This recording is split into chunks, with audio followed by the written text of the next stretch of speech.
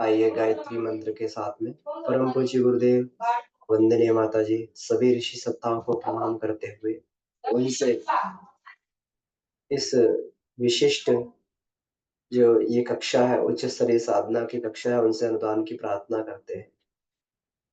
भूर्भुवः स्वः तत्सवितुर्वरेण्यं भर्गो देवस्य धीमहि धियो यो नः प्रचोदयात्। जी सभी को प्रणाम।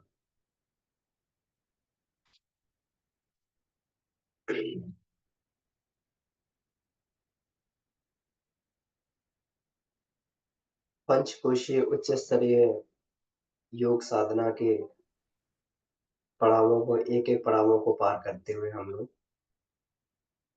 अब अनुमेय कोश के विषय में जानने की हम लोग इसमें प्रयास कर रहे हैं, कोशिश कर रहे हैं। आज का विषय जो है नाभि चक्र से संबंधित है, क्योंकि जब भी हम लोग ध्यान में बैठते हैं, तो ध्यान में बैठने के बाद में कुछ महत्वपूर्ण केंद्रों के बारे में गुरुजी बताते हैं। उन केंद्रों का क्या महत्व है, क्या उपयोग है? क्योंकि ध्यान करते समय धारणा का बहुत महत्व होता है। धा ध्यान से पहले धारणा करना बहुत आवश्यक है, क्योंकि अगर धारणा हमारी सही नहीं होगी, तो हमें मालूम नहीं कि जो हमें निर्देश दिए जा रहे हैं, उन निर्देशों के लिए अपनी मनस्थिति क्या होनी चाहिए, क्या विचार करना चाहिए, क्या भावना करनी चाहिए। और प्राण जो है, वो पूरा का पूरा हमारा संकल्प के आधार पर काम करता है।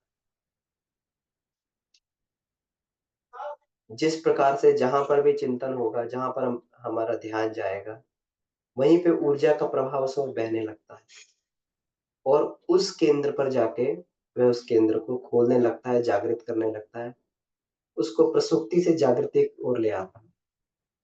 तो इसलिए इसका जानना बहुत आवश्यक है। इस ज्ञान का होना बहुत आवश्यक है। तो आइए इसको हम लोग देखते हैं।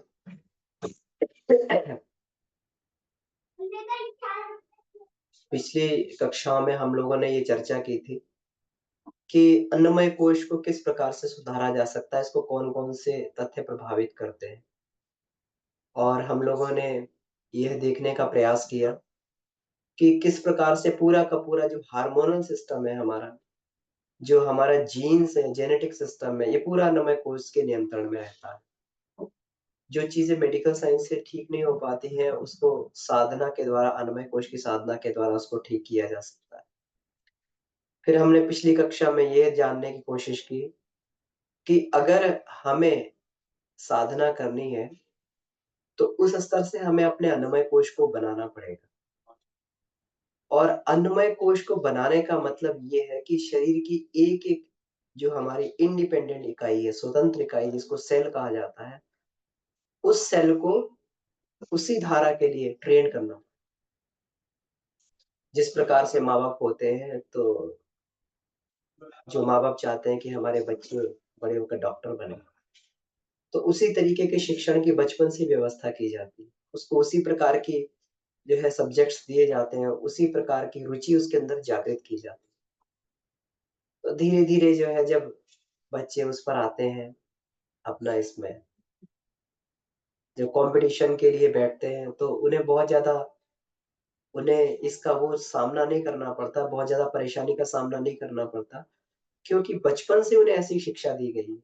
उनकी एक-एक सेल जो है, उनका रोम-रोम उसके लिए तैयार हो चुका है और जो चीज़ें दूसरे व्यक्ति को कठिन दिखाई देंगी, उनको बड़ी सहजता से वो लोग कर लेते हैं। इसी प्रकार से आईएएस जो लोग करते हैं, ये सभी इस तरीके की है, आउटस्टैंडिंग इनको बोला जाता है आज के समय में, आउटस्टैंडिंग प्रतिभाएँ बोलते हैं। लोग आईआईटीयंस होते हैं, आईआईएम से मैनेजमेंट के कोर्सेज़ करते हैं। ये सब आउटस्टैंडिंग प्रतिभाएँ होती हैं।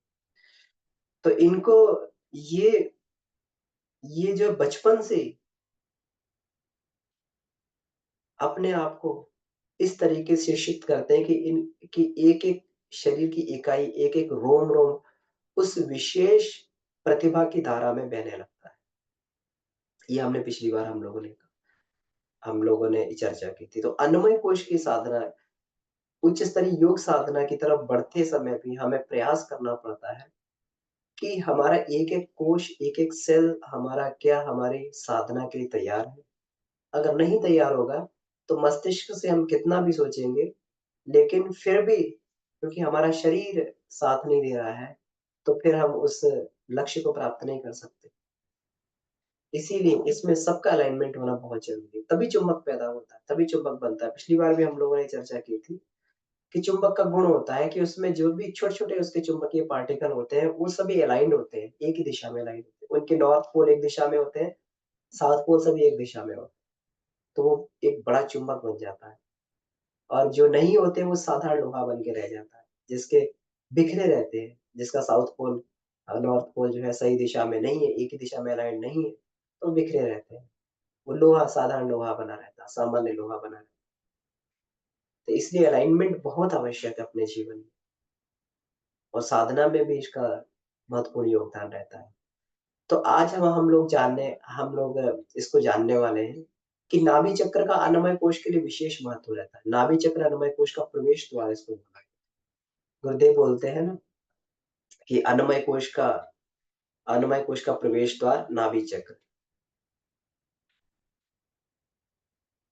शक्ति भंवर समर्थ चक्रवात, शक्ति भंवर समर्थ चक्रवात इसको बोला है। तो ये बोला इसीलिए जाता है क्योंकि ये हमेशा जो है आदान-प्रदान के उभय पक्षीय जिसको हम लोग बोलते हैं, दोनों तरीके से जिसको लेना भी देना भी, रिसीवर और ट्रांसमीटर दोनों तरीके के ये दायित्वों का निर्वहन करता है। अब आइए इसमें थोड़ा-सा हम लोग जो है इसको पढ़ते हैं, गुरुदेव ने किस इसको विधा से समझाने का प्रयास किया है, तो बहुत ही सरल ढंग से जो है गुरुदेव ने इसका प्रयास किया है। तो इसको मैं इसमें स्क्रीन शेयर करता हूँ आपके साथ में, तो इसको हम लोग देखते हैं।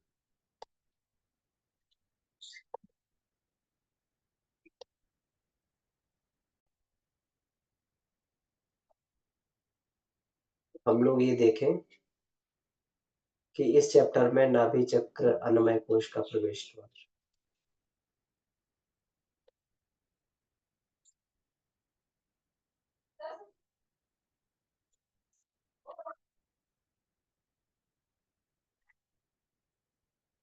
नाभि चक्र का बहुत महत्व होता है, हम सभी लोग जानते हैं। कब? जब बच्चा माँ के गर्भ में रहता है। बच्चा क्या होता है, जब तक माँ के गर्भ में रहता है तो पूरा का पूरा आहार अपना वहीं से ग्रहण करता है। पूरा का पूरा ईश्वर ने ऐसी व्यवस्था बनाई हुई है, ईश्वर ने इस तरीके की ये विधि व्यवस्था बनाई हुई है कि उस समय बच्चे का ना तो मुँह काम करता है, ना उसका पाचन तंत्र काम करता है, कुछ भी काम ना उसकी उसका श्वसन तंत्र काम करता है, कुछ भी काम नहीं करता। माताएँ बहनें इस चीज़ को जानती हैं। तो उस समय जो है वो केवल जो है जो माता के द्वारा जो परिपक्व पचा हुआ आहार जो होता है, वो पचा हुआ आहार शिशु को जाता है और वहीं से वो अपना पूरा ये ग्रहण करता है। तो ये जो है आरंभ में तो छोटा-सा बुलबुले की तरीके से इसको ये बताया गया है कि कितना छोटा-सा होता है कि मतलब इतना सुई की नोक पर कितने हज़ारों इसमें ये बैठ सकते हैं इसमें। जो भ्रूण होते हैं जिसको ये बोला गया है, स्पर्म जिसको बोलते हैं, तो उसमें जो है इतना छोटा साइज़ का होता है। लेकिन जब ये प्रगति करना चालू करता है, तो धीरे-धीरे, धीरे-धीरे इसकी प्रगति होती हुई चली जाती है और ये पूरा का पूरा पोषण सामग्री जो है माता गर्भ से इसको ही मिलती है। क्योंकि उस समय तो ना मुँह खुला होता है, ना उसका पाचन तंत्र उसका उतना सक्षम होता है। तो जैसे-जैसे बच्चा ये बढ़ता है, जिस प्रकार से बच्चा बढ़ता है, तो वो जो है गर्भकाल में इसकी ग्रोथ असामान्य ग्रोथ होती है। हज़ारों गुना ग्रोथ होती है, हज़ारों गुना अपने साइज़ के हिसाब से महीने में व्यक्ति 1-1 महीने में हज़ारों-हज़ारों गुना ग्रोथ कर जाता है, हज़ारों गुना ग्रोथ कर जाता है, हज़ारों गुना उसका वज़न बढ़ जाता है। तो ऐसे करके जो जन्म लेने के बाद कभी नहीं होता है। तो ये सारी की सारी क्षमता जो है नाभि में ही होती है, कि वो विशेष स्तर का अनुदान जो जिसको चाहिए, क्योंकि हो सकता है कि उस समय बच्चा अगर खा के पचाने का प्रयास करता, तो वो आहार उतना उसके काम नहीं आता, उतना उसको ग्रोथ नहीं कर पाता। लेकिन नाभि से जो लिया गया है, तो ये ज़बरदस्त स्तर का ये काम करता है, ये बच्चा इसको ग्रहण करता है। तो इसमें एम्बिकल कॉर्ड होती है, तो एम्बिकल कॉर्ड बच्चे की जो है माता के प्लेसेंटा से जुड़ी हुई होती है, यहीं से उसको आहार मिलता है। जैसे ये इसमें ये देखते हैं, गुरुदेव बताते हैं कि मतलब भ्रूण जो है गर्भावस्था के 9 महीने तक उसके फेफड़े जो है निष्क्रिय रहते हैं, उसको साँस लेने का कोई भी उसका ये नहीं रहता है। तो ये माता का प्लेसेंटा है, ये इसका फेफड़ों का भी काम करता है। ये एम्बिकल कॉर्ड बोलते हैं इसको, एम्बिकल कॉर्ड होती है, तो एम्बिकल कॉर्ड में ही सारी की सारी व्यवस्थाएँ रहती हैं। अब हम लोग ये देख रहे हैं, वेन है इसमें, आर्टरीज़ है एम्बिकल कॉर्ड में। तो यहाँ से देखिए, यहाँ से जो है ये पचा हुआ आहार बच्चे के लिए आता है। पचा हुआ आहार आता है और ऑक्सीजन साथ में आती है, यहीं से ऑक्सीजन भी आती है साथ में। और अब इसी एम्बिकल कॉर्ड में से इसको वेस्टेज को वापस जाने के लिए इसके आर्टरीज़ के माध्यम से ये जो है वेस्ट, जो कार्बन डाइऑक्साइड बच्चा छोड़ता है या भोजन का उसका जो है जो वेस्ट अपना ये छोड़ता है, ये पूरा का पूरा ये एम्बिकल कॉर्ड से यहीं से इसको ये निकल जाता है। इसके जो नाभि में जुड़ा होता है, यहीं से निकलता जाता है। तो इसी प्रकार ये आदान-प्रदान जो है बच्चा करता रहता है। तो ये उस समय फेफड़े वगैरह कुछ भी काम नहीं करते हैं, सारा का सारा जो है ये माता के गर्भ से उसको लेना पड़ता है और नाभि ही इसमें महत्वपूर्ण भूमिका निभाती है। तो हम लोग जान सकते हैं कि कितना कॉम्प्लेक्स प्रोसेस जो है, कितना जटिल प्रक्रिया है, प्रकृति इसको ये निभाती है कि बच्चे को पूरा पोषण देने के लिए कितना इतना जो इतनी मशीनरी, ऐसी मशीनरी जो है अभी तक तो मनुष्य के उसमें बनाई नहीं। कितनी भी नैनो टेक्नोलॉजी विकसित कर ले, लेकिन इस तरीके की मशीनरी बनाना असंभव है जिस प्रकार से ईश्वर ने बनाई हुई है। जैसे ही जन्म लेने के बाद में बच्चा जो है, ये हाथ-पैर चलाता है, रोता है, तो उसका उसका रक्त संचार चालू हो जाता है, उसके फेफड़े फेफड़े चालू हो जाते हैं। तो वहीं से जो है जब ये हो जाते हैं, तो माता की जो है ये एम्बिकल कॉर्ड होती है, तो उसको काट दिया जाता है, तो बच्चे की नाभि से उसका अटैचमेंट हो जाता है। यहीं से इनका संबंध विच्छेद हो जाता है। अब बालक को जो सब कुछ अपने उसको मिल रहा था, किया कराया मिल रहा था, अब उसको पूरा का पूरा ये करना पड़ता है, सारा सारा अपना तंत्र उसको चलाना पड़ता है। तो एक एक बहुत बड़ा जो है ये रहता है, एक बहुत बड़ी ज़िम्मेवारी बालक के ऊपर आ जाती है, कि अभी तक तो बालक को सब कुछ जो है इसको माता के आहार से सब किया कराया मिल रहा था, लेकिन अब सारी की सारी चीज़ें उसका अपने तंत्र से उसको अर्जित करनी होती है, उसके फेफड़े उसका जो है ये साँस लेने लगते हैं, साँस का श्वसन का ये काम जो फेफड़ों के द्वारा उसको करना पड़ता है। मुख उसका चालू हो जाता है, तो उसको अब दूध पी के जो है अपना ये आहार, तो माता बहुत ज़्यादा उसका सहयोग नहीं कर पाती है। उसको तो केवल जो है वो अनुदान, अब जो भी उसको बाहर से उसको लेने पड़ते हैं, जो कि नाभि द्वारा लिए गए थे। शरीर विज्ञान के अनुसार जो है कि नाभि का यहीं तक रोल रहता है। अब वो केवल जब ये काट दिया जाता है, तो शरीर में केवल एक गड्ढा मात्र बन के रह जाता है वो। गड्ढा मात्र बनकर रह जाता है और शरीर विज्ञान के अनुसार उसका कोई बहुत ज़्यादा ये नहीं होता है। केवल उसमें फिर भी इसके सूत्र जुड़े रहते हैं। कहते हैं कि मतलब इसके जो नाभि के सूत्र होते हैं, ये हमारे लिवर से जुड़े हुए होते हैं, जिगर से जुड़े हुए होते हैं और कभी भी जब लिवर को समस्या आती है, जिगर को समस्या आती है, तब क्या करता है जिगर जो है उसमें जो उसपे अतिरिक्त जो रक्त का दबाव पड़ता है उसमें, जो ब्लड का प्रेशर आता है उसके ऊपर, लिवर के ऊपर, तो वो ब्लड के प्रेशर को इन लिगामेंट्स की तरफ भेज देता है, नाभि की तरफ भेज देता है। तो ये चमकते हुए लिगामेंट्स इस तरीके से दिखाई देते हैं, तो इसको लिगामेंट टेरेस ऑफ लिवर कहते हैं। तो इतना शरीर शास्त्री या मतलब ये मेडिकल साइंस बताती है कि इतना संबंध उसका रह जाता है अंदर की नाभि का, जो है इसका जिगर के साथ में संबंध रह जाता है और कोई विशेष महत्व जो है इसका मेडिकल साइंस नहीं बताती कि इसका कुछ होता है कि नहीं होता। लेकिन हमारा भारतीय अध्यात्म जो है इसके विषय में ये बताता है, कि भारतीय अध्यात्म इस विषय में बताता है कि इसका जो है अपना एक महत्व रहता है। कब? जब जो है बच्चा जन्म लेने के बाद में भी जो है ये जन्म लेने के बाद में भी इसका अपना एक विशिष्ट और एक महत्वपूर्ण इसका एक दायित्व भूमिका रहती है। हम लोग प्राकृतिक चिकित्सा की बात करें तो बहुत सारे ट्रीटमेंट होते हैं। अभी आजकल जो है कभी-कभी हम लोग देखते हैं कि मतलब जब शरीर में जब ड्राइनेस आने लगती है, खुश्की आने लगती है, होंठ इत्यादि फटने लगते हैं, तो नाभि में बोलते हैं, नाभि में तेल लगाने के लिए बोला जाता है। तो उसका इतना प्रभाव होता है कि थोड़ी-सी 2 बूंदें ही पूरे शरीर में इतना ज़बरदस्त प्रभाव करती हैं कि पूरे शरीर में अद्भुत तरीके से स्नेहन हो जाता है। आज जो है प्राकृतिक चिकित्सा में जो है इसको बहुत बार इसको प्रयोग किया जा रहा है, नाभि के इसमें ना प्राकृतिक चिकित्सा में, और योग जो हमारी चिकित्सा होती है, इसमें नाभि का बहुत महत्वपूर्ण योगदान होता है। इसमें स्नेहन इत्यादि के माध्यम से और योग विज्ञान में जो है प्राणायाम इत्यादि के महत्वपूर्ण पूर्ण केंद्रों की वजह से इसका जो है महत्वपूर्ण ये रहता है। भले ही ये शरीर शास्त्र के अनुसार या मेडिकल साइंस के अनुसार इसका कोई महत्वपूर्ण इसकी भूमिका ना हो। अध्यात्म इसको बहुत महत्वपूर्ण मानता है। अध्यात्म की दृष्टि से ये नाभि होती है। नाभि जो है नाभिक होता है, नाभिक जिसको न्यूक्लियस बोलते हैं। जैसे न्यूक्लियस होता है, ये हम लोग ये देख रहे हैं कि इसमें ये न्यूक्लियस रहता है, इसमें न्यूक्लियस एटम में न्यूट्रॉन और प्रोटॉन होते हैं न्यूक्लियस के अंदर, और ये इलेक्ट्रॉन्स इसके चारों ओर घूमते रहते हैं।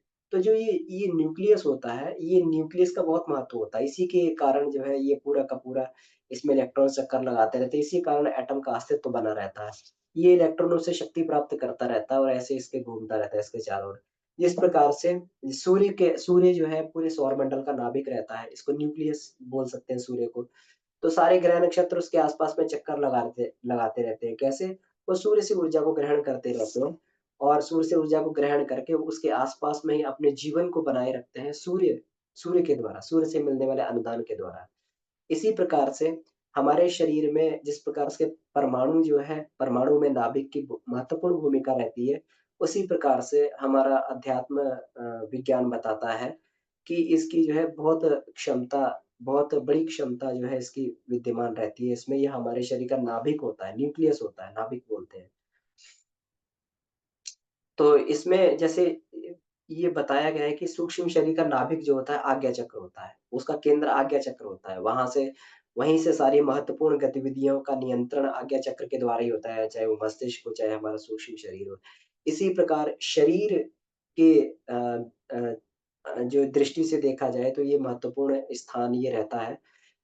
विज्ञान की दृष्टि से में भी बताया गया है कि विज्ञान की दृष्टि में जो है इसमें महत्वपूर्ण गैंग्लियॉन्स होते हैं, आस-पास गैंग्लियॉन्स होते हैं जो आस-पास के हमारे जो पाचन तंत्र के केंद्र हैं उनको कंट्रोल करते हैं। इसमें 9 गैंग्लियॉन बताए गए हैं। तो वो गैंग्लियन पूरा-पूरा का हमारा जो है इसमें ये कंट्रोल करते हैं इसको। इसको जो है जो पाचन तंत्र के ये अंग होते हैं, कुछ गैंग्लियंस जो है वहाँ तक हार्ट तक भी उनका ये कंट्रोल रहता है। इस प्रकार से ये नाभिक के आस-पास का एरिया जो है ये महत्वपूर्ण ए उस दृष्टि से भी इसको देखा जा सकता है। तो जैसा बताया गया प्राकृतिक चिकित्सा में इसका बहुत इसका योगदान है और अध्यात्म में तो ये नाभिक है ही, नाभि है ही। तो इसमें ये कहा जाता है कि जैसे जैसे ये होता है कि आत्मिक दृष्टि से अगर हम लोग देखें आत्मविज्ञान की दृष्टि से, तो नाभि में जो चुंबक रहता है और वो चुंबक आजीवन बना रहता है।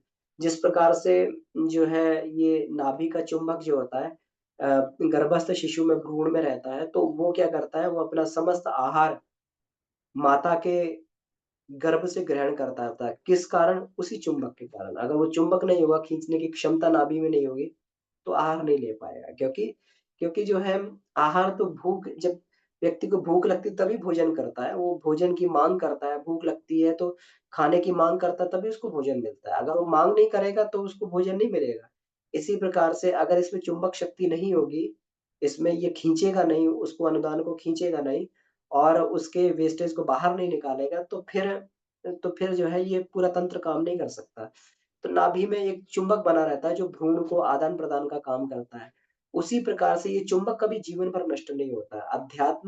आत्मविद्या के धनी ये जानते हैं, आत्मविज्ञान के धनी ये जानते हैं कि ये चुंबक शरीर में कभी भी नष्ट नहीं होता और वो लोग हमेशा इस चुंबक को हमेशा एक्टिवेट करके रखते हैं। जिस प्रकार से पहले रेडियो होते थे, ट्रांजिस्टर होते थे, उसमें छोटा-सा क्रिस्टल लगा होता था। तो छोटा-सा क्रिस्टल क्या काम करता था? वो छोटा-सा क्रिस्टल यही काम करता था, वो ट्यूनिंग का काम करता। जैसे उसको ट्यून कर दिया जाए, तो वातावरण में से जो रेडियो वेव्स होती थी, वहाँ से उसको खींचकर उसको प्रसारण ग्रहण किया करता था और प्रसारण ग्रहण करता था और उसी चुंबक के अनुसार जो उसी उसी के अनुसार, उसी क्रिस्टल के अनुसार तो क्रिस्टल आदान-प्रदान का काम किया करता था। उस रिसीवर ट्रांसमीटर उसका काम करता था। इसी प्रकार से हमारे शरीर में ये जो है, ये क्रिस्टल का ही काम करता है।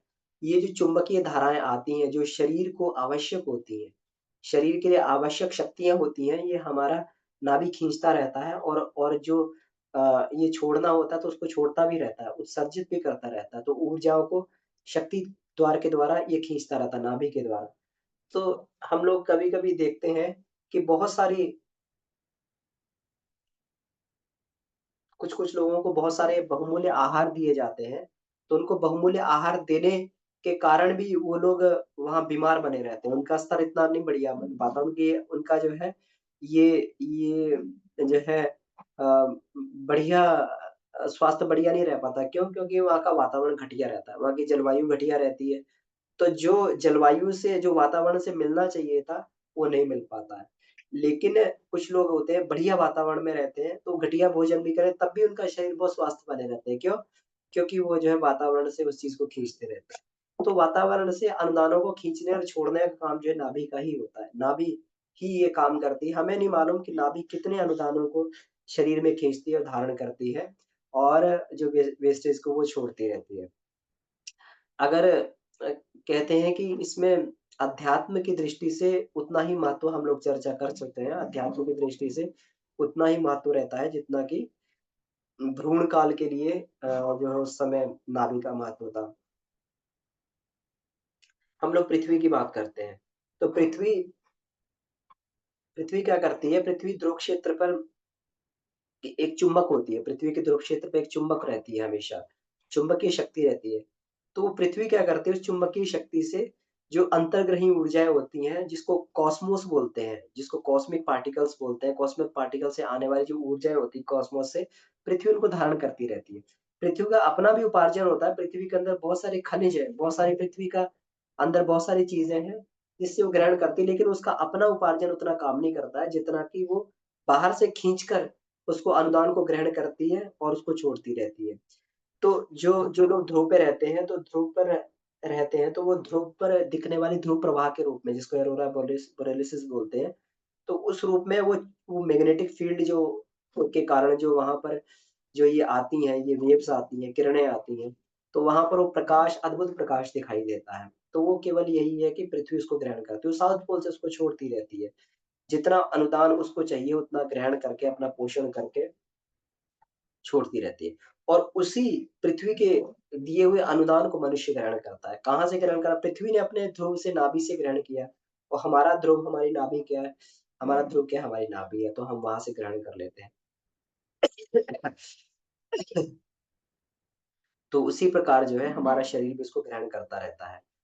अगर ये चक्र सुप्तावस्था में रहता है, मान लीजिए अगर ये चक्र जो है, अगर ये कहीं सुषुप्तावस्था में रहता है, तो फिर पूरा का पूरा अवलंबन जो है आहार पे ही हो जाता है। फिर सारा का सारा हमें जो है आहार द्वारा ही पोषण लेना पड़ता है, बिना आहार के काम नहीं चलता है। लेकिन योगी लोग क्या होते हैं, उनका उनका जो आहार बहुत कम हो जाता है, बहुत कम खाते हैं लेकिन काम बहुत ज़्यादा करते हैं। तो इतनी ऊर्जा कहाँ से आती है उनके अंदर? वो डायरेक्ट जो है नाभि के द्वारा, चक्रों के द्वारा डायरेक्ट उस ऊर्जा को खींच लेते हैं। बहुत सारे लोग महसूस भी करते हैं कि साधना से पहले जो है जब जब ध्यान से पहले बहुत जो है लोगों को क्षुधा रहती है, पिपासा रहती है, अतृप्ति रहती है, भूख लगी हुई होती है। लेकिन जैसे साधना करके उठते हैं, जप इत्यादि करके उठते हैं, ध्यान करके उठते हैं, तो लगता है कि भूख शांत हो गई। क्या हुआ? वो उसी अंतर्ग्रहीय अनुदानों को मनुष्य जो है सीधा डायरेक्ट प्राण ऊर्जा के रूप में अपनी नाभि के माध्यम से उसको ग्रहण कर लेता है। तो नाभि चक्र का ये जो है इसको योग साधना के माध्यम से इसको और इसका चुंबक को बढ़ाया जाता है। इसके चुंबक को बढ़ा के इसकी आकर्षण शक्ति को और बढ़ाया जाता है। जिस नाभि को मानता है कि विज्ञान की ये ये सुषुप्त रहता है, इसका कोई बहुत ज़्यादा महत्व नहीं होता है, लेकिन योगी लोग उसी को उत्तेजित करते हैं, योगी लोग उसी को अधिक ये बनाते हैं। उनको मालूम है कि जितना हम खाने से हम नहीं प्राप्त कर पाएँगे, उतना अपनी नाभि से प्राप्त कर लेंगे। तो इस तरीके से ये रहता है। तो नाभि के माध्यम से व्यक्ति को गुरुदेव ने बताया है कि अन्नमय कोश का प्रवेश द्वार है और नाभि के माध्यम से जो ऊर्जा रहती है, उस क्षेत्र में जो ऊर्जा रहती है, वो ऊर्जा प्रतिभा के रूप में विकसित होती है। वो ऊर्जा उत्साह के रूप में होती है, वो स्फूर्ति के रूप में विकसित होती है, पराक्रम के रूप में विकसित होती है, वो जो है साहस के रूप में वो ऊर्जा विकसित होने लगती है। तो ऐसा नहीं है कि शरीर का ही भरण-पोषण होता है इससे। उस ऊर्जा से व्यक्ति की मानसिक आवश्यकताएँ, बहुत सारी मानसिक आवश्यकताएँ भी उसकी उस ऊर्जा से पूरी होने लगती हैं और इसी को ओज बोला जाता है। जब कहते हैं ना कि मतलब शरीर में जो है बहुत चमक बढ़ने लगती है और शरीर जो है चमकीला बनने लगता है। ये पूरा का पूरा जो है श्रेय उसी को जाता है। इसको नाभि चक्र को ही पूरा का पूरा श्रेय जाता है। नाभि चक्र ही उस ऊर्जा को डायरेक्ट उसमें से वातावरण में से खींचता है और उसको कन्वर्ट करके और ये बना देता है। जब हम लोग ध्यान करने बैठते हैं, तो गुरुदेव बोलते हैं कि नाभि चक्र जो है अन्नमय कोश का प्रवेश द्वार नाभि चक्र, अन्नमय कोश का प्रवेश द्वार नाभि चक्र। तो नाभि चक्र में फिर जब ये कहते हैं कि शक्ति भंवर समर्थ चक्रवात, शक्ति भंवर समर्थ चक्रवात, तो शक्ति भंवर का मतलब क्या हो गया वहाँ पे एक भंवर पड़ता है, तो भंवर का मतलब क्या होता है कि जिस प्रकार से कभी हम लोग देखें नदी में भंवर पड़ता है, तो नदी में भंवर पड़ता है तो वो अपनी चीज़ों को नीचे की ओर खींचता है। वो पानी में कोई भी अगर कोई कश्ती हो जाए, कोई कोई चीज़ अगर उसमें आ जाती है, उसके चपेटे में आ जाती है, तो उसको नीचे की ओर खींचता जाता है। तो इस तरीके से शक्ति का भंवर पड़ता है, तो वहाँ से वो जो है जो भी अनुदान आते हैं तो उसको खींच कर के शरीर में उसको विभाजित कर देता है, शरीर में उसको पहुँचा देता है अलग-अलग हिस्सों में। अब इसमें जैसे गुरुदेव बोलते हैं कि अन्नमय कोश में सविता की शक्ति का प्रवेश अन्नमय कोश में। अन्नमय कोश में सविता अग्नि, अग्नि बोलते हैं। अग्नि सविता अग्नि, अग्निपिंड, अग्निपुंज और अग्निमय, अन्नमय कोश अग्निमय। तो ये जो अग्नि होती है, ये ओज की ही अग्नि होती है और इसको कण-कण में इसको व्याप्त कर दिया जाता है। हम लोग पिछले दिनों हम लोग ये चर्चा कर रहे थे कि अभी जो है ये जो जीन्स का परिवर्तन जो है, इस माध्यम से करने की खोज की जा रही है। चुंबक के माध्यम से, मैग्नेटिज़्म के माध्यम से और इलेक्ट्रिसिटी के माध्यम से, बायोइलेक्ट्रिसिटी के माध्यम से और किरणों के माध्यम से। किरणों के माध्यम से इसका जो है प्रयास किया जा रहा है अन्नमय कोश अम, किरणों के माध्यम से प्रयास किया जा रहा है कि ये जीन्स को सुधारा जा सके। हमारा जो जेनेटिक सिस्टम है, जो हमारी ये बनी हुई है जिसको हम आनुवांशिकी बोलते हैं, जो हमारा जेनेटिक जिसको डिज़ीज़ कह के जिसको ये कर दिया जाता है, तो विज्ञान आजकल खोज कर रहा है कि किस प्रकार से इसको तो इन माध्यम से मैग्नेटिक फ़ील्ड के माध्यम से, प्रकाश के माध्यम से, प्रकाश की किरणों के माध्यम से हम लोगों ने पीछे देखा था म्यूटेशन इत्यादि ये सब होते हैं, तो उसके माध्यम से ये ठीक किया जाता है। तो ये सारा का सारा ये अग्नि का मतलब ही ये है। जब कण-कण में अग्नि का मतलब बोला जाता है, तो अग्नि का मतलब है ये पूरी अग्नि जो है जब कण-कण में व्याप्त होती है, तो ये अग्नि और ये प्रकाश, ये जो चुंबक है, पूरे हमारे डीएनए तक जाता है। पूरे हमारे वहाँ तक जो हमारे सेल के अंदर सेल के नाभिक में जो हमारे क्रोमोसोम्स हैं, जो हमारे वहाँ पर उसमें जीन्स हैं, जो हमारा डीएनए है, तो हमें वहाँ तक ध्यान करते समय उतनी गहराई तक सोचना चाहिए कि हमारे अंदर जो खराब हमारे जो जीन्स हैं, वो हमारा डीएनए पूरा बदल रहा है। सविता का डीएनए बन रहा है, वो चमकीला बन रहा है और जहाँ पर भी वो खराब था, वो सब खत्म हो रहा है। हमारे अंदर से ये सारे जितने भी ये पूरे हमारे जीन्स हमें ये पहुँचा रहे थे नुकसान, जो पूर्व जन्मों के ये संस्कारों के कारण चले आ रहे थे, ये सब हमारे समाप्त हो रहे हैं। तो नाभि चक्र की अद्भुत क्षमता है। नाभि चक्र से हम लोग ये ध्यान करते हैं, जब गुरुदेव बोलते हैं कण-कण में कण-कण में अग्नि। फिर अग्नि को बोलते हैं ओज, अग्नि को ओज बोला जाता है। अग्नि अग्नि सविता की अग्नि, ओज, अन्नमय कोश ओजस्वी। अब ओजस को क्या बोलते हैं? ओजस को बोलते हैं स्फूर्ति और उत्साह और ये अग्नि को तुरंत जो है ऐसा नहीं अग्नि अग्नि में ही बना रहने देना है। जब ऊर्जा को ग्रहण किया तो कन्वर्जन बहुत ज़रूरी है। तो इस ऊर्जा को फिर तुरंत कन्वर्ट कर दिया जाता है। कन्वर्ट कर दिया जाता है कि उसको स्फूर्ति और उत्साह में बदल दिया जाता है, स्फूर्ति और उत्साह। तो उसी से जो है ये पूरा तो जितना हम खाने से जितना नहीं ग्रहण कर सकते उतना डायरेक्ट अब ये देखिए कोई भोजन हम लोग करेंगे, तो भोजन जो है पचता है। जब भोजन पचता है तब जाके ऊर्जा बनती है, शरीर को कितनी मेहनत करनी पड़ती है उसमें। लेकिन ये तो पची-पचाई ऊर्जा है, बिल्कुल उसी तरीके से जैसे बालक माता के पेट से जो है पचा-पचाया आहार ग्रहण कर रहा था। उस पचे-पचाए आहार ग्रहण करने से उसका शरीर के अद्भुत विकास हो रहा था। तो ये जो है पचा-पचाया आहार होता है जिसको हम प्राण ऊर्जा के रूप में ग्रहण करते हैं क्योंकि भोजन को भी अगर ग्रहण किया जाता है, तो भोजन भी अल्टीमेटली टूट कर क्या बनता है? प्राण ऊर्जा के रूप में बदलता है, लेकिन वो सारी प्रोसेस उसको कन्वर्ट करने के लिए बहुत उसको ये करना पड़ता है। भोजन से ओज बनने में कितना समय लग जाता है? भोजन से ओज बनने में जो है कितना समय लगता है? बहुत समय लग जाता है। कितने दिनों का समय लग जाता है उसे। भोजन होता है, भोजन से रस बनता है, रस से रक्त बनता है, रक्त से मांस बनता है, मज्जा बनती है, अस्थि बनती है। अस्थि से मज्जा बनता है, मज्जा से वीर्य बनता है, वीर्य से फिर ओज बनता है। तो ऐसे वो ये ओज बनने में कन्वर्ट होने में कितने दिनों का प्रोसेस है। लेकिन यहाँ तो साधक जो है तुरंत ध्यान के माध्यम से तुरंत उस ओज को ग्रहण कर लेता है, तुरंत उस ऊर्जा को ग्रहण कर लेता है। लोग जो क्या कहते हैं योगी लोग होते हैं, कम सो के कम खा के इसीलिए काम चला रहते हैं कि वो पूरा का पूरा अपना दान उसी से नाभि के द्वारा ही ग्रहण कर लेते हैं। पचा-पचाया एकदम, वो आवश्यकता भी नहीं है। तुरंत एकदम इंस्टेंट एनर्जी बोलते हैं ना, लोग इंस्टेंट एनर्जी के लिए लोग खाते हैं, कभी कुछ खाते हैं, कभी कुछ खाते हैं। लेकिन योगी जो है बिल्कुल थोड़े से ही उसमें योग निद्रा में गए, थोड़े से उसमें ध्यान में बैठे और थोड़े इसमें बैठे, तो इंस्टेंट एनर्जी ये मिलती हुई चली जाती है ओज के रूप में। तुरंत एकदम जो स्फूर्ति आ जाती है शरीर में, तुरंत एकदम उत्साह आने लगता है। तो जब हम लोग ये साधनाएँ करते हैं, तो गुरुदेव ने हमेशा ध्यान में किसी भी तरीके का ध्यान हो नाभि को बहुत महत्व दिया है। चाहे वो 3 शरीरों का, चाहे उगते हुए सूर्य का ध्यान हो, तो स्थूल शरीर का केंद्र उन्होंने नाभि को बताया। इस सूक्ष्म शरीर का केंद्र उन्होंने हृदय को बताया और कारण शरीर का केंद्र उन्होंने सहस्त्रार को बताया।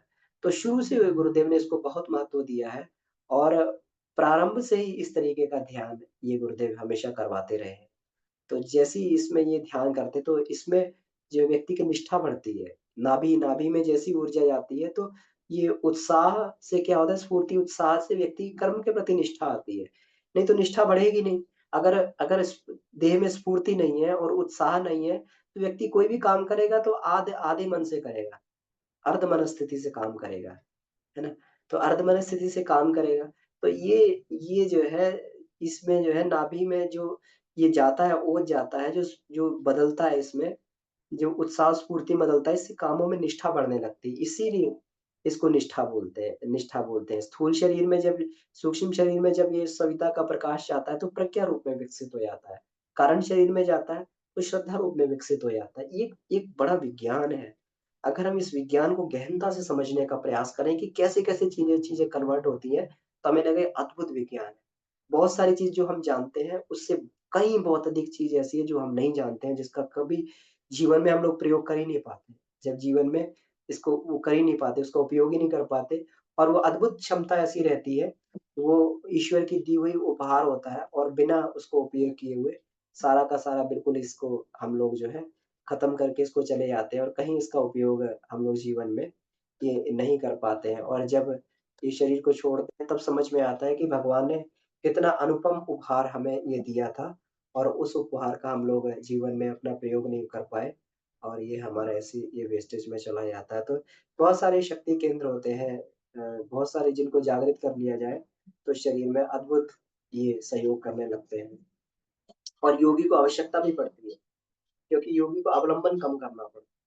वो चाहे आहार का अवलंबन हो, चाहे जो है उसको सोने का अवलंबन हो, सारी चीज़ों को नि अब ये योग योग साधना के लिए समय कहाँ से निकलेगा? अब सामान्य व्यक्ति को जो है 8 से 10 घंटे की नींद की आवश्यकता रहती है। अब योगी जो है अपना 6 घंटे सो के, साढ़े 5 घंटे सो के काम चला लेता है, तो 3 घंटा बच गए उसमें से, 4 घंटा बच गए, वही अपना साधना में काम आ जाता है। तो यहीं से काम होगा। अब वो भोजन भी बहुत अधिक अगर भोजन पे भी वो रहेगी तो खाना बनाने में कितना तामझाम और खाने में कितना वो रहता है। तो इतना पूरा का पूरा समय उसमें चला जाएगा। तो गुरुदेव क्या खाया करते थे? थोड़ी-सी खिचड़ी खाते थे और थोड़ा-सा जो दलिया कभी खिचड़ी खा के अपना काम थोड़ा-से इसे आहार से काम चला लेते।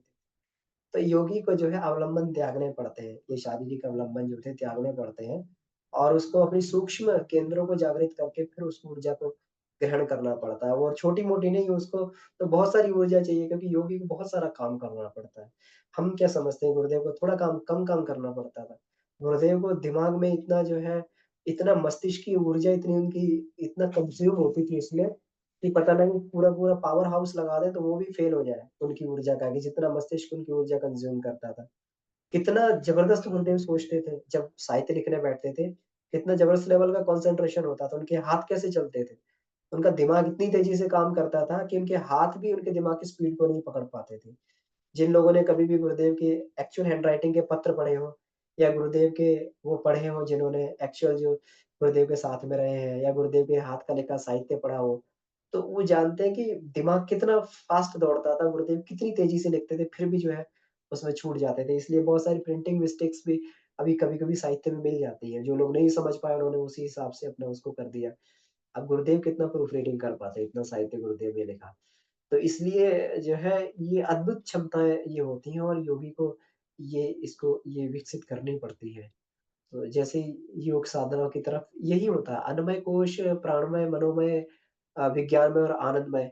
तो इन सब कोशों में जो है ये अपनी क्षमताओं को जागृत करते हुए धीरे-धीरे करके जब व्यक्ति आगे बढ़ता है तो वो अपनी क्योंकि आगे चल के बहुत अधिक क्षमताओं को अपना बढ़ाना पड़ता है। बहुत अधिक अपना जो है इसको खर्च करना पड़ता है और अपने लिए नहीं, ये ऐसा नहीं कि क्षमता बढ़ गई अपने शरीर के लिए खर्च कर दें। हम मान लीजिए क्षमता बढ़ गई है, तो पूरी की पूरी ऊर्जा को अब उसी में झोंक दिया जाए। अब स्फूर्ति, उत्साह भी आने लगा है और ये भी आने लगा तो पता लगे लोगों को परेशान करने में और गलत-सलत सोचने में और उसमें समय खर्च कर दिया जाए। ये सारी की सारी ऊर्जा का नियोजन जो है उसमें किया जाता है।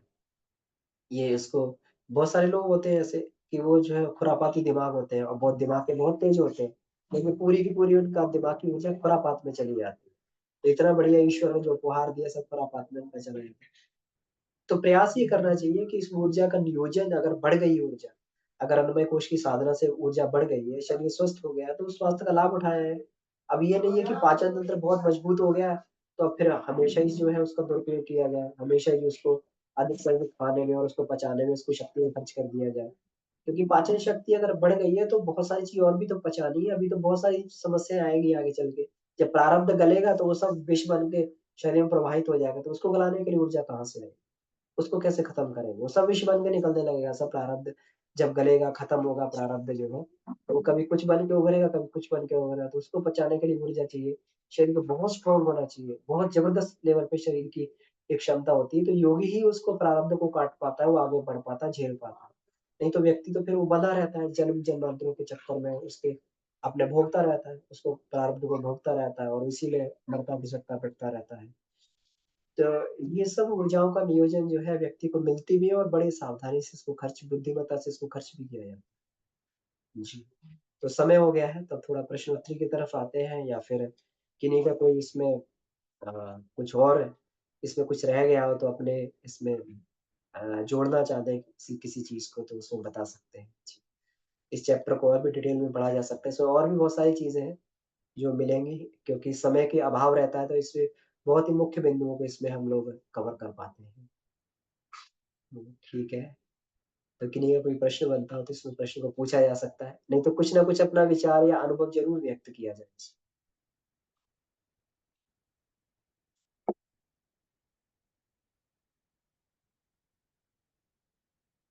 प्रणाम भाई साहब। जी, डॉक्टर साहब बताइए। बहुत बहुत सुंदर टॉपिक चल रहा है, इतना आनंद आ रहा है और इतनी अच्छी अच्छी चीजें पता चल रही हैं। तो मुझे ध्यान आया कि अपने पुराने वरिष्ठ भाई बहनों ने देखा कि परम पूज्य गुरुदेव दोनों हाथों से लिखते थे। उनके दोनों ब्रेन जो है, दोनों टाइप के जो है, इतना कोऑर्डिनेशन और उसमें रहते थे कि बहुत लोगों ने देखा उनको दोनों हाथों से लिखते हुए।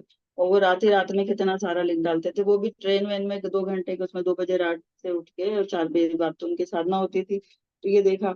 और जितने हिमालयन योगी हैं और ये सब, ये कोई भोजन कहाँ से खाएंगे? वो थोड़ा बहुत कंदमूल मिल गए तो खा लेते हैं, वो सब ऐसे ही तो ऊर्जा ग्रहण करते हैं ब्रह्मांड से, उसको पदार्थ में कन्वर्ट करके। और ये अपने यहाँ भी अभी कुछ ऐसे हैं साधक, हम लोग कई बार न्यूज में भी सुनते हैं कि इतने सालों से उन्होंने भोजन नहीं ग्रहण किया उन योगी ने, और वो अपने इतने सालों में ठीक चल रहे हैं, ना कुछ खाया। तो ये सब यही होता है। और गुरुदेव भी जो, आप क्या, 2 जौ की रोटी और छाछ से अगर स्थूल रूप से सोचे हैं तो क्या पोषण मिलेगा, लेकिन ये सब वहीं से ग्रहण करते हैं। अभी भी यहाँ पर लोग हैं जो नाभि से ग्रहण करते हैं ऊर्जा को। कुछ हैं, एक अपने गायत्री परिवार में भी हैं जो इधर इंदौर के पास कहीं पे रहते हैं। और वो ऐसे आशीर्वाद, मतलब फिर वो होता है ना, आध्यात्मिक उनकी शक्तियां सब आंतरिक जागृत हो जाती हैं। तो वो जो आशीर्वाद देते हैं, जो करते हैं, वो सब फलित होते हैं। उधर उनका नाम मुझे अभी याद नहीं आ रहा, उनके बारे में भी पढ़ा था मैंने। और ये जहाँ अग्नि की बात हो रही थी, तो 13 प्रकार की अग्नियां बताई गई हैं आयुर्वेद के हिसाब से। एक तो जठराग्नि जो सबसे इम्पोर्टेंट है, यही सब खाने को पचाने का काम करेगी, कन्वर्ट करेगी। अब चाहे कितना भी खा लो, अगर जठराग्नि आपकी ठीक नहीं है, जो डाइजेस्टिव फायर, वैश्वानर जिसे कहा, 70 प्रकार की अग्नियां, तो फिर आपका चाहे कुछ भी खा लो, कुछ फायदा नहीं होगा उससे। तो इसको ठीक रखना जरूरी है। और बहुत सारे आसन प्राणायाम वगैरह क्रियाएं हैं जो जठराग्नि को ठीक रखने के लिए हैं। फिर एक तो जठराग्नि होती है, फिर पंच धातु अग्नि होती है, जो है सात सात धातु अग्नि होती है, जो सातों धातुएं जो है उसके बाद 28 दिन लगते हैं बताया गया आयुर्वेद में, ये उससे रस से लेके लास्ट में ओज बनने तक। ओज को एक ओजस भी कहा गया है, संग में परा ओजस, जो हृदय क्षेत्र में रहता है बताया गया है। और ये जिसको आज की भाषा में हम लोग कहते हैं इम्यूनिटी भी कह सकते हैं। तो ये इन दिनों ये जो कोरोना काल में क्या हुआ, लोगों की ओज शक्ति तो थी नहीं, वो सब खत्म हो गया।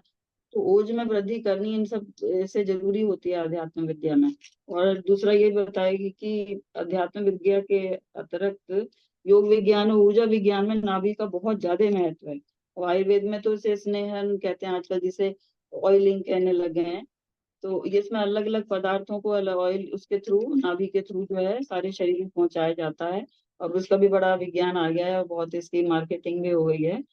और क्योंकि योग विज्ञान में बताया गया है कि 72,000 नस नाड़ियां हैं, जो ये सेंट्रल पॉइंट है जो कि पूरे शरीर में पहुंच जाती है। इसके पीछे यही कारण है कि यहाँ पर आप डाल दो वो सारे शरीर में पहुंच जाएगा।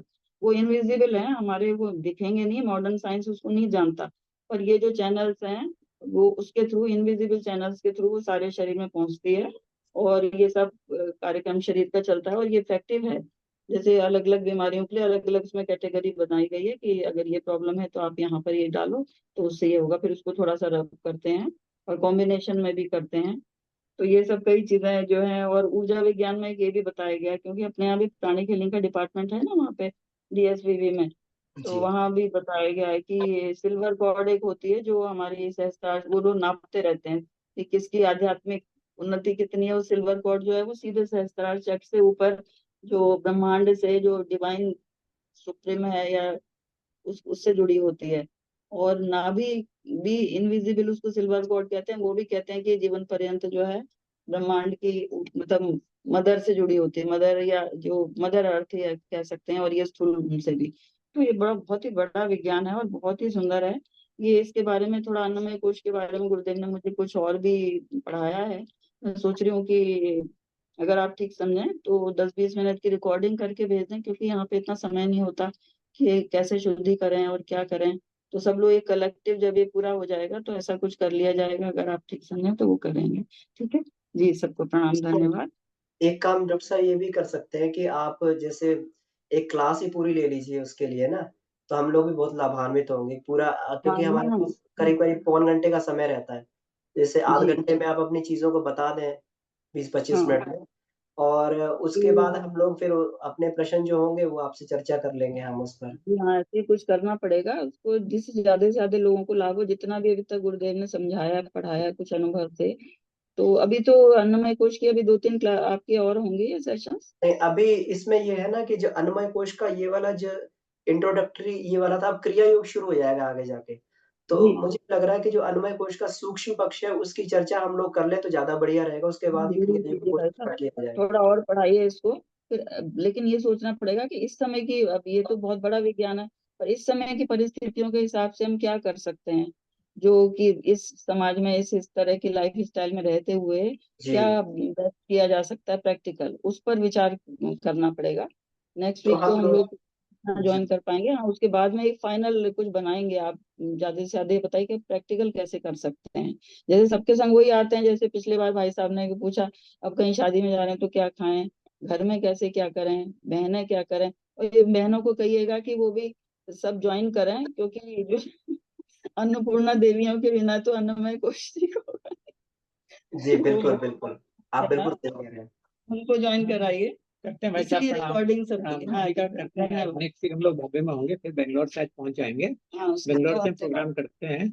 अब इसी में एक, अभी आप जब क्लास ले रहे थे तो मुझे ध्यान आ रहा था कि नाभि से एनर्जी लेने का।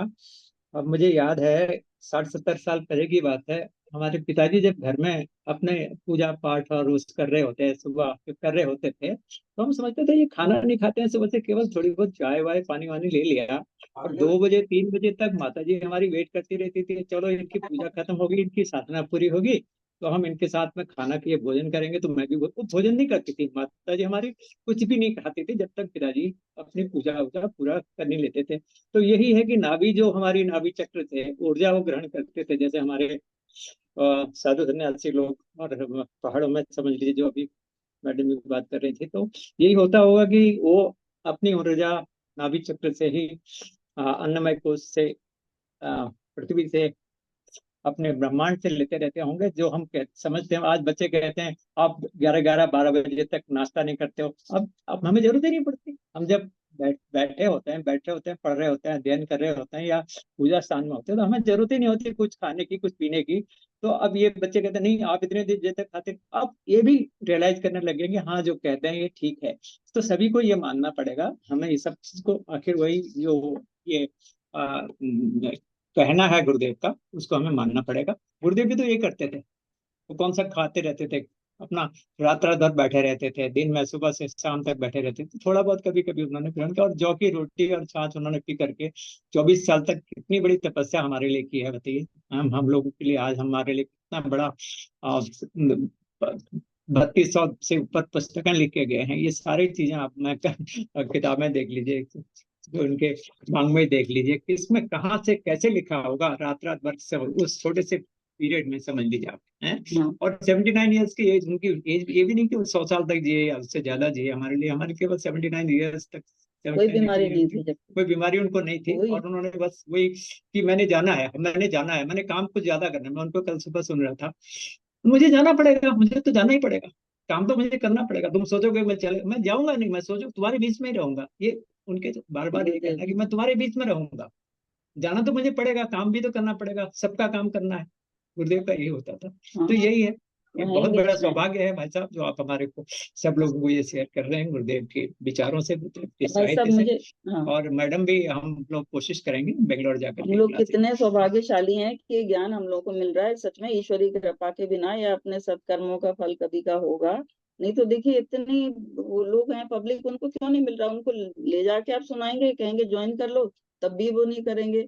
बगल में गायत्री शक्ति भी तो नहीं जाएंगे, और दूर से लोग आ जाएंगे। तो ये तो मुझे लगता है बहुत कुछ विशेष हम लोग सौभाग्यशाली आत्माएं हैं तभी। तो मुझे एक याद आई एक और बात। गुरुदेव ये कहते हैं कि इन चक्रों को हम लोग ढक देते हैं, क्योंकि आजकल के जो कपड़े हो गए ना, ये जो पैंट और ये तमाम तरह की बीमारियां आ गई, क्योंकि ये से नाभि चक्र ढक जाता है। गुरुदेव की पुस्तक है कपड़े कैसे पहने, मैंने कहा ये पुस्तक में कपड़े पहनने का वो बनाया बताया गया। तो पता चला कि जो पहले हमारी लाइफ स्टाइल होती थी, नाभि उसमें खुली रखते थे, और नाभि से धूप में लेटते भी थे। कई उनकी नेचुरोपैथी में हैं ऐसी पुस्तकें जिसमें वो कहते हैं कि जमीन में लेट जाए तो धरती की वो अर्थ एनर्जी बहुत बढ़िया मिलती रहेगी। दूसरी जो है सूर्य शक्ति मिलती है। तो वो, और ये जो हमारे सूर्य को जल चढ़ाओ, ये सब चीजें कम से कम वस्त्र पहन के। तो ये विज्ञान इसीलिए इसी के लिए डेवलप किया गया था कि सूर्य शक्ति को हम ज्यादा से ज्यादा ग्रहण करें। अब आजकल क्या है, पीसीओडी दुनिया भर की बीमारियां लड़कियों को हो रही हैं, वो जीन्स, टाइट जीन्स, और ये चक्र तो हम ढक ही दे रहे हैं। चक्र जो एक, जैसे गुरुदेव ने पहले ही बताया कि एक तरह के एग्जॉस्ट फैन है, ये नई यूज एनर्जी को बाहर फेंकते हैं और शुद्ध प्राण को जो है फिर से वापस लेते हैं। अब हमने इनको ऐसा ये पैंट वैंट, इसीलिए वो धोती कुर्ता और ये लूज कपड़े पहनने का, महिलाओं में साड़ियाँ ये सब पहनने का वो था। तब मुझे अब समझ में आया कि अच्छा ये विज्ञान ही था इसके पीछे हमारे। और भोजन करते समय हमारे बड़े लोग कम से कम वस्त्र पहनते थे, पूजा करते समय भोजन करते, और बिना सिले कपड़े का वो था। अभी भी साउथ इंडिया में आप देखिएगा बिना सिले वस्त्र इस तरह से पहनते हो, नाभि से नीचे और इस तरह ऊपर से बहुत ही थोड़ा सा एक अंग वस्त्र, और कम से कम जितनी महिलाएं भी हैं उस हिसाब से वो ये करती थी। ये एक बड़ा विज्ञान है कि चक्र जो है हमारे एक्टिव रहे हैं और सब ऊर्जा को, ऊर्जा का लेन देन ब्रह्मांड से करते रहें। अब इसीलिए ये समस्याएं आ गई हैं। अब एक एक चीज जो है वो वैज्ञानिक ढंग से खुलती जा रही है, तो बड़ा आनंद आ रहा है। जी प्रणाम सब। जी, जी, बहुत सुंदर आपने बताया कि जो प्रारंभ अपने जो है पारंपरिक ये वेशभूषा होती थी, इसका बहुत महत्व था। मीना दीदी आपका हैंड रेज़ था। जी, आप कुछ कहना चाह रहे थे? जी प्रणाम भैया। जी, जी, और प्रणाम। डॉक्टर दीदी को बहुत बहुत प्रणाम। ये अभी जैसे कहा ना उन्होंने अन्नमय कोश के लिए, तो भैया शरद भैया इस पर काम कर रहे हैं। और उन्होंने अभी मेरी पीछे बात हुई थी उनसे, तो वो यही बता रहे थे कि हम कह तो देते हैं कि भाई आप आहार शुद्धि करो, लेकिन आज के माहौल में उसको अपने जीवन में उतार पाना संभव नहीं हो पा रहा। तो भैया ने उसके लिए कुछ बनाई है, कुछ ड्रिंक्स बनाई है। और वो कह रहे थे कि इसको हम काफी बड़े लेवल तक ले जाएंगे। और कुछ खाने के सामानों के लिए, जैसे दीदी ने बताया ना, तो वो कह रहे थे कि एक हमारे यहाँ माता जी आती थी, तो उनसे हमने कुछ जैसे सहजन के पत्तों से लेके उनसे कुछ पापड़ बनाने के लिए कहा, मतलब कुछ इस तरीके के प्रयोग हो रहे हैं जिससे कि ये आहार शुद्धि का कंसेप्ट हमारा बहुत अच्छे से लोगों तक पहुंचे और उसे अपनाने में सबको सहायता मिले, मतलब आसानी से उसको हम कर पाए। जैसे एक नारियल का मैंने कल ही किया इसका प्रयोग, कि उन्होंने कहा कि जैसे दूध है, आजकल हमें नहीं पता दूध क्या है, तो ये गर्मी के समय में एक वो गोंद कतीरा आता है, जो नारियल होता है ना गीला, जो हम पूजा में चढ़ाते हैं, तो एक नारियल से पूरे परिवार के लिए ड्रिंक बन जाएगा। तो उसकी गरी को निकाल कर और उसको पीस लें और उसमें 4 गिलास पानी डाल सकते हैं एक नारियल में, मैं उसका बता रही हूँ, छोटे गिलास। और उसके जब दूध को निकाल कर और उसमें ये गोंद कतीरा मिला लिया जाए उसको, और उसमें मिश्री डाल सकते हैं जो भी है, और उसके अंदर गुलाब के पत्ते उन्होंने कहा, या मैंने तो वो किया राणा भैया का रखा था वो गुलकंद, तो उसको डाला। और मेरे पास वो नहीं था गोंद कतीरा, तो मैंने वो डाला इसमें, सब्जा के बीज बोलते हैं जिसको आजकल, क्या इंग्लिश में कुछ कहते हैं, कौन से चेरी, पता नहीं, सीड्स बोलते हैं, बहुत आजकल है प्रचलन में। तो ये पेट को भी ठंडा रखते हैं और ये हमारे नाभि चक्र के लिए भी इसमें, तो वो बहुत बढ़िया लगा और उसको बच्चों ने भी बहुत अच्छे से किया। तो कुछ ऐसे प्रयोग अब कर रहे हैं। तो शरद भैया तो कह रहे थे कि हमने जो योग अपना केंद्र है, तो उन्होंने एक वैन लगा दी है और सुबह का जो उसमें बना के दे रहे हैं, वो तो कह रहे थे इस पे दीदी बड़े प्रयोग चल रहे हैं हमारे, और इसको हम आगे तक लेके जाएंगे। पंपलेट छपवा के हम कह रहे हैं कि उसको वो भी कर रहे हैं, लोगों तक पहुंचा रहे हैं कि अपने घर में आप इनका प्रयोग करो। तो जैसे दीदी ने बोला, तो गुरुदेव तो हर जगह एक एक चीज बिठा रहे हैं लाओ क्या चीज कैसे हो, क्योंकि जो राणा भैया का कंसेप्ट था ना भैया, उसमें चीजें बहुत ज्यादा कॉस्टली हैं, तो आम आदमी की पहुंच पे नहीं जा रही हैं। ऐसे ही हमने यहाँ ऑर्गेनिक भी देखा, तो वो इतना महंगा और उसमें विश्वास भी नहीं है कि उन चीजों को हम कैसे शामिल भी करें, तो क्या वो सचमुच ऑर्गेनिक है। तो शहरों में इस चीज की बड़ी आवश्यकता रहेगी। तो अभी तो मैंने एक चीज का देखा है, बाकी और कुछ करूंगी तो फिर बताती हूँ आपको। तो माताओं का शामिल होना, बहनों का शामिल होना बहुत जरूरी है, क्योंकि वही ये प्रयोग करते रहते हैं। तो उस भोजन से इस भोजन पर आएंगे तो अवश्य ही हमें लाभ होगा। बहुत बहुत धन्यवाद भैया। जी जी भाई, दीदी, बहुत बहुत बहुत अच्छा धन्यवाद। दीदी ने बताया। ये जो राणा भाई साहब हैं वो आहार विज्ञान पे काम कर रहे होंगे। अब आयुर्वेद के हिसाब से तो हर मौसम का आहार, हर ऋतु के अकॉर्डिंग आहार डिफरेंट होता है, तो इसको भी समझने की जरूरत है। और फिर किसकी कैसी जठराग्नि है उसको भी समझने की जरूरत है। बड़ा विज्ञान है ये, पर जितना हम फॉलो कर सकें। अब जैसे सब्जा के बीज और ये सब हैं, ये सब गोंद कतीरा, ये सब कूलिंग वाले ड्रिंक हैं और इनको बड़े अच्छे इफेक्टिव हैं। तो इनको किस मौसम में यूज करना, ये सब धीरे धीरे करके आया। आयुर्वेद में तो ये सब कुछ लिखा ही हुआ है, थोड़ा बहुत हम लोगों को इसकी समझ भी चाहिए। और मेरे को गुरुदेव ने विशेष प्रकार से वो जो भी अब भोजन है, वो जैसे कि अन्न शुद्धि शुद्धि पर ज्यादा जो मतलब स्ट्रेस दिया है कि इसको कैसे करें। तो उस पर कुछ विशेष प्रयोग भी दिए हैं, जैसे कि और एनर्जी हम उसकी वो कर पा रहे हैं कि अगर हमने पानी रख दिया और वो उसको चेक किया हमने, एक पेंडुलम या रुद्राक्ष की सहायता से भी कर सकते हैं, तो उसकी एनर्जी नेगेटिव है। और फिर गुरुदेव की आवाज में 3 बार गायत्री मंत्र सुना दिया या कुछ और जो मंत्र हैं उसको मैं एनर्जाइज करती हूँ, उसके बाद उसकी एनर्जी चेक करती हूँ, पॉजिटिव हो जाती है। तो ये बड़ा विज्ञान है। अब हमने भोजन अच्छा ले लिया, गोंद कतीरा खा लिया, अच्छे अच्छे ड्रिंक बना लिए, लेकिन अगर वो उसकी एनर्जी नहीं है हमारे शरीर के लिए, तो वो कुछ ज्यादा फायदा करेगा नहीं।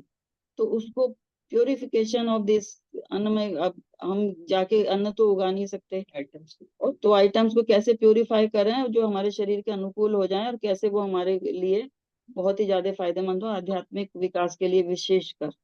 तो इस पर भी कुछ बता रहे हैं गुरुदेव। तो वो विद्या भी सबको जाननी जरूरी है। अब देखिए, पहले भोग लगाया जाता था भगवान को, वो एनर्जाइज कर दिया जाता था। दूसरा, गीता के अनुसार कुछ निकाल के, चाहे हम वो किसी भी फॉर्म में करें, चाहे वो सब करते थे, तो उससे भी शुद्धि होती थी। तो ये सब तरीके जानने बहुत जरूरी हैं, और कम से कम समय में कैसे किया जाए। तो इन सब का पूरा एक मिला जुला विज्ञान डेवलप करना जरूरी है, जो ज्यादातर लोगों तक पहुंचे और इजीली लोग कर सकें, प्रैक्टिकल कैसे करें, बस यही जरूरी है। बहुत ज्यादा गुरुदेव इस पर बहुत स्ट्रेस दे रहे हैं कि इस समय क्या हम कर सकते हैं बेस्ट जो आजकल के लोग भी समझ जाएं और कर पाएं। नहीं तो वो कहते हैं ये तो बड़ी बड़ी वो हैं जी, अन्न शुद्धि हम कहाँ से करें, ये करें। और पहले ऐसे लोग होते थे कि वो ये तक बता देते थे, हमारे कोई पिताजी बताते थे उनके, कि वो अन्न जो है वो कहाँ से आया। उन्होंने कहा, अरे ये तो शमशान भूमि के बगल का गेहूं है उगा हुआ, मतलब इतनी तक उनके अंदर सूक्ष्म शक्ति, मतलब हर चीज की इतनी विद्याएं होती थी। तो उसको अब क्या कर सके हम आजकल के समय में, इसमें सब लोग शेयर करेंगे तो जरूर एक अच्छा रिजल्ट आएगा और सबके लिए बहुत फायदेमंद होगा। तो सभी को प्रणाम, धन्यवाद। जी, जी। बहुत-बहुत धन्यवाद डॉक्टर साहब। तो आप जो बता रहे हैं निश्चित हम लोग उस पे प्रैक्टिकल करेंगे और दीदी भी बोल रही हैं कि आपके प्रैक्टिकल से लाभ आएँगे, तो वास्तव में बात भी ठीक है। इसीलिए कोई भी चीज़ को हम लोग खाने से पहले गायत्री मंत्र बोलते हैं 3 बार, उसके बाद उसको ग्रहण करते हैं। वो बात भी सही है कि उसका जो है वो जो संस्कार वाला भाग है ठीक हो जाता है। हम लोग हम लोग का बहुत सौभाग्य है कि गायत्री पंचकोशी साधना वाङ्मय नंबर 13 में अन्वय कोश बहुत ही इसको जो है विस्तार से दिया गया है। हम लोग पढ़े गायत्री महाविज्ञान में तो हम लोगों ने एक संक्षिप्त रूप में इसको पढ़ा, लेकिन इसमें बहुत ही विस्तृत दिया हुआ है। मुझे लगता है किसी भी कोश को लिखने से अधिक जो है इस कोश के बारे में गुरुदेव ने लिखा है। मालूम है कि पहली सीढ़ी अगर क्रॉस नहीं हुई तो व्यक्ति बार-बार गिरता रहेगा। आपको सबसे इम्पोर्टेंस इसी की है। जी। सबसे ज्यादा जरूरी है इस समय ये। और जी, इसलिए ज्यादा बहुत इसको डिटेल में लिखा है। हम लोग खूब इसकी जो है एक-एक तार-तार करके हम लोग हाँ, चर्चा करेंगे। हाँ भाई साहब, थोड़ा और समय लग जाए पर इसकी डिटेलिंग बहुत जरूरी है समझना, और फिर ऐसे ढंग से समझना कि दूसरे लोग भी, जनरल पब्लिक भी समझ जाए, कुछ तो करे वो, है ना, हम जी, करेंगे। जी, जी बिल्कुल, प्रणाम। बिल्कुल। ठीक, प्रणाम। चलिए तो समय हो गया है तो आप सभी को बहुत-बहुत धन्यवाद और इसमें हम लोग इसमें आगे भी ये जो इसमें चर्चा करते रहेंगे और गुरुदेव हमें इसी प्रकार से मार्गदर्शन दें, ऐसी प्रार्थना के साथ में। इसमें दीदी ये कह रही हैं गीता दीदी कह रही हैं कि प्रणाम भैया, दीदी प्रणाम। नए लोग अपने अन्नमय कोश को कैसे शुद्ध करें? तो दीदी इसके लिए हम लोग आगे क्रिया योग हमारा आने वाला है कि अन्नमय कोश की शुद्धि के लिए हमें क्या करना है? हमारे 4 क्रिया योग होते हैं जिसमें आसन, उपवास, तत्व शुद्धि, तपश्चर्या ये होता है। इससे भी पहले गुरुदेव ने आहार शुद्धि का और इसमें विज्ञान जोड़ दिया है। तो हम लोग इसको डिटेल में हम लोग चर्चा करेंगे और चर्चा करके फिर हम लोग उसको जो है ये बता सकते हैं कैसे नए लोगों को अन्नमय कोश की शुद्धि करनी चाहिए। तो ठीक है, आइए शांति पाठ करते हैं। ओम शांति, शांति, शांति। समाप्त। प्रणाम, सब प्रणाम।